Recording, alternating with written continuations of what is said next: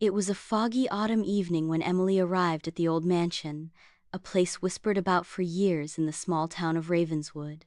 The house stood on the outskirts, hidden by tall, twisted trees that seemed to reach for the sky. The locals referred to it as the Hollow Manor, a name that sent shivers down the spine of anyone who dared speak it. Emily, a journalist with a passion for the supernatural, had heard the rumors for years but had never believed them until now. Her assignment was simple: investigate the mansion's dark past and uncover the truth about the strange occurrences that had plagued the house for decades. Many people had claimed to see eerie lights flickering in the windows at night, or hear faint whispers in the walls. Some even spoke of ghostly figures seen wandering through the halls.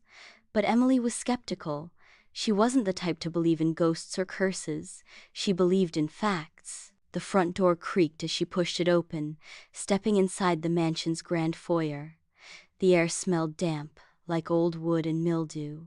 The high ceilings loomed above her, and the chandeliers, though covered in dust, still hung with an air of grandeur. As she explored the house, the hairs on the back of her neck stood on end. There was something unsettling about the place, but she couldn't place what it was. In the living room, she found old portraits of the mansion's former residents, their eyes seemingly following her as she moved. A grandfather clock ticked away in the corner, though she swore the seconds were longer than usual. The silence was thick, almost suffocating, as if the house itself was holding its breath. Suddenly, a faint sound echoed through the house whispers. At first, she thought it was just the wind, but the voices were too distinct. They were murmuring words she couldn't understand. Emily froze. Her heart raced in her chest, but she pushed the fear aside. She had a job to do. Following the whispers, she made her way to the basement. The stairs creaked underfoot as she descended into the darkness.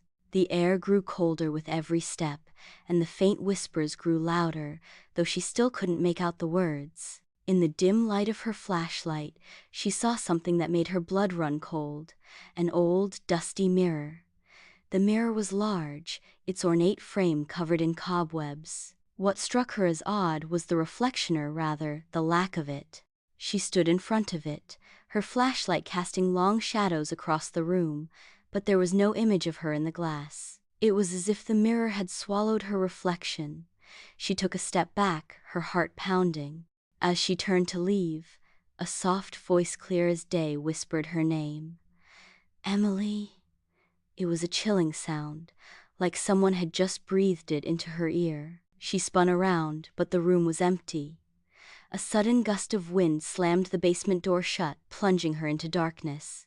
Panic gripped her as she fumbled to turn on her flashlight, but it flickered and died.